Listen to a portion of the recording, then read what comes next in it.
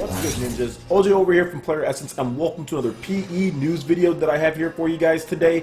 We got a lot of great topics to go over, so let's go ahead and get right into it. So, GameStop has Xenoblade Chronicles X for $30 if you're interested. This game is still $59.99 at many places, so the fact that you can't pick it up for $30 at GameStop of all places is pretty cool. So if you want to check this out, this is a huge RPG, lot of mechs. I love the game myself. I put around 120 hours or so into this game, doing a lot of the side quests, playing online multiplayer, going into the single player and getting all the cool mechs and the weapons. It's a really fun game if you haven't picked it up, or if you recently just got a Wii U for some reason, because apparently GameStop is saying that their pre-owned Wii U sales are pretty high. Go ahead and pick up Xenoblade Chronicles X. It's a pretty good game, and for 30 bucks, can't beat that price. Alright, and moving on to the next bit of news here. Bungie has shared the official Destiny 2 logo. So recently, Bungie confirmed Destiny 2 rumors were true, and they tweeted out the game's official logo. Now, we didn't get anything else with it. We just got a big old 2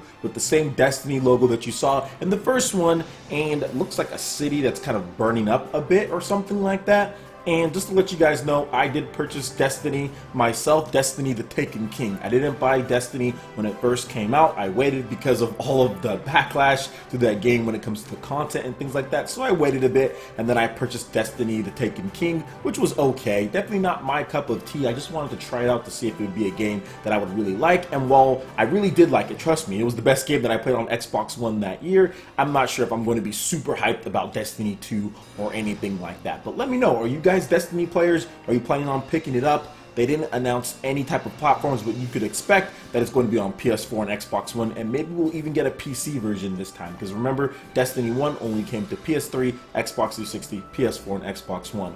Who knows, we might have a PC and Nintendo Switch version this time, so we still have to wait and see what platforms it's on and what type of content there's going to be in it, but I'm pretty sure they're going to learn from some of their mistakes here and there and make an overall better game. Alright, and moving on to the next story here. Starcraft Remastered has just been announced for PC. So the remastered real-time strategy game is due out this summer.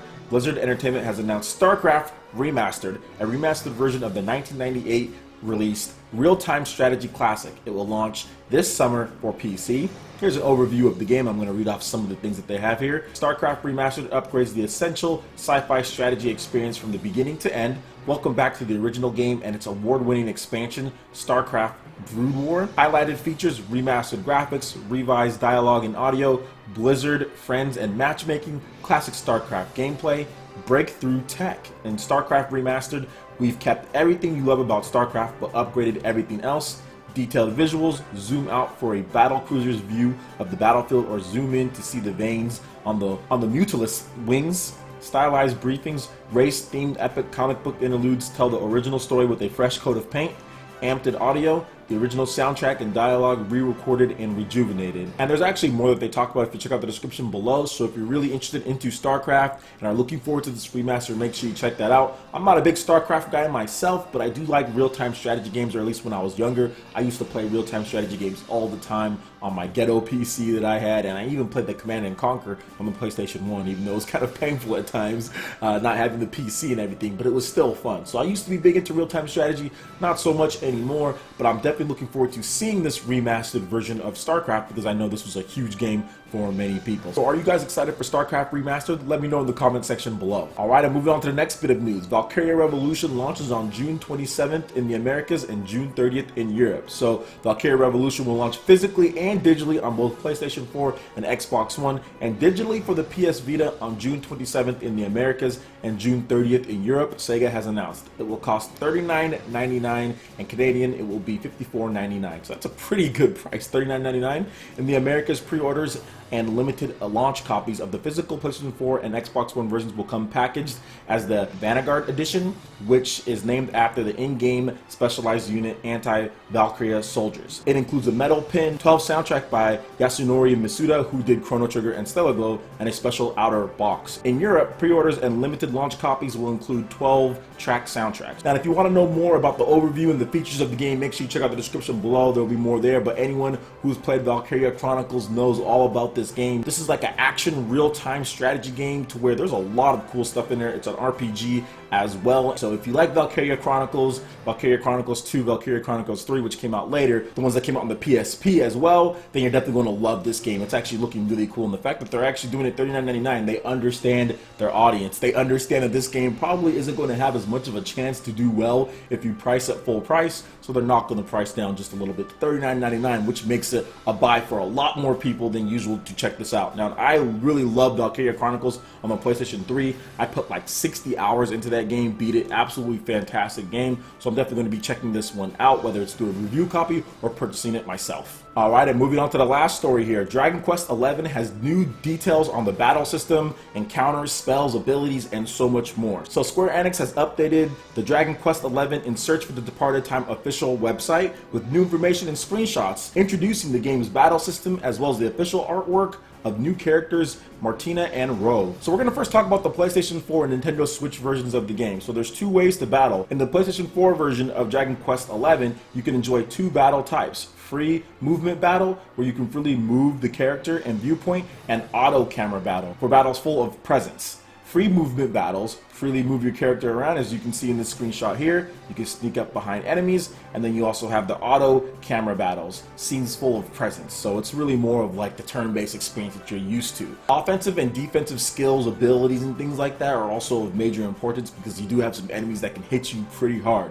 And the 3DS version is even crazier than the PlayStation 4 and Nintendo Switch version. You have a 3D mode and a 2D mode. So in the 3DS version of Dragon Quest XI, you can enjoy two battle types. 3D mode, where you can enjoy battles with more lively moving monsters on the field, and 2D mode, where you can battle in classic pixel graphics. So checking out 3D mode first, battle with lively moving monsters on the field, as you can see here, looks good. Then you also have the 2D mode, battle with classic pixel graphics, like the Final Fantasy or like the Dragon Quest of old.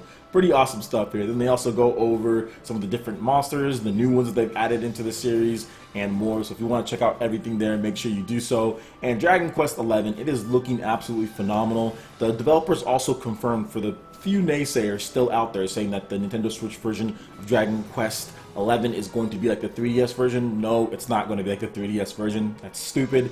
I'm not sure why anyone would think that. It's going to be more like the PlayStation 4 version, which has the free movement battle and everything like that, and looks similar to it because it is an Unreal Engine 4. Nintendo Switch obviously supports that, but they still haven't shown off the Nintendo Switch version at this point yet. But like I said, it should look similar to the PlayStation 4. The Nintendo 3DS version is absolutely insane. The fact that you can play with the classic sprites, the pixel art and all that, that is insane. The fact that they're just doing this, I mean, that is not cheap to do that. I understand it's the same game and all, but still, having the full 3D, then also doing it in full 2D as well, that is a lot of effort from the developers to squeeze out of the little Nintendo 3DS. So it looks like they're really going all out with this title, Dragon Quest XI, on the Nintendo Switch, PS4, 3DS. Each version has their own unique things, but like I've said before, and I'll say it again, the Nintendo Switch version, it's really awesome because it takes the PlayStation 4 version and also takes the 3DS version, and it kind of combines the two.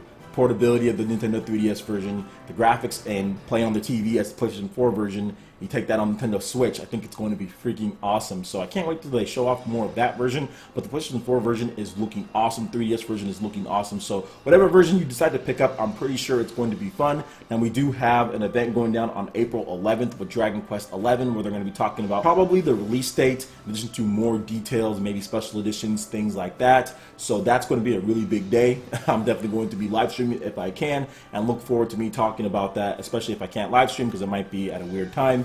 But if I can't live stream it, look forward to me talking about it a lot on a PE News video or something like that, because I'm really excited and looking forward to this game. It's looking amazing. Even on the 3DS, it looks cool. So let me know what you guys think about all of that in the comment section below. I would love to hear you guys' thoughts. Alright guys, that wraps it up for this video here. Go ahead and hit that like button if you did like it. Let me know you guys want more content like this going forward in the future. And subscribe to PlayerEssence for the latest news, reviews, discussions, and more. Thank you so much for watching, and we'll catch you ninjas for the next video. Peace.